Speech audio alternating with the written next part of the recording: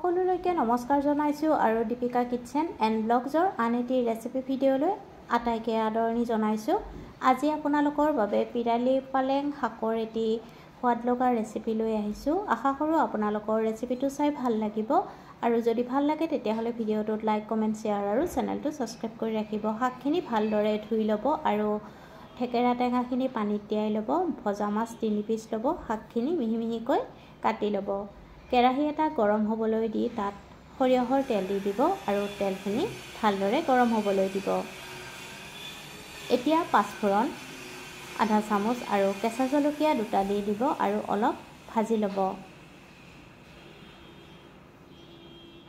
এতিয়া কাটি লোৱা পিৰালি পালেং শাকখিনি দি দিব।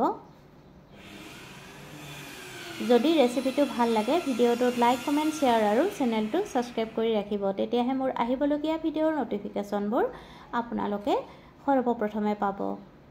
শাকখিনি ভালদৰে মিলাই ল'ব।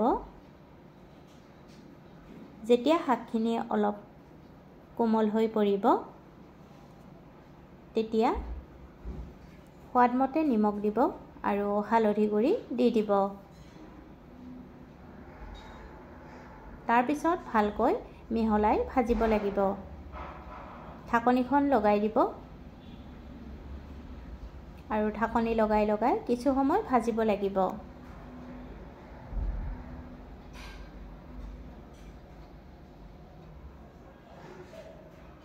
এতিয়া পানীত তিয়াই থোৱা থেকেৰা আৰু থেকেৰাৰ পানীখিনি দি দিব আৰু দি ভালকৈ মিহলাই ল'ব লাগিব।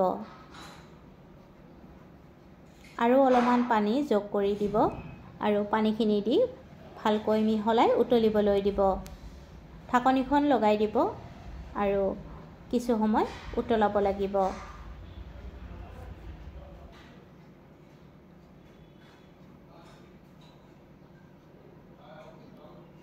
কিছু সময় উতলাৰ পিছত তাত ভাজি ৰখা মাছ 3 পিচ দি দিব আৰু তাৰপিছত পুনৰ কিছু সময় উতলাব লাগিব।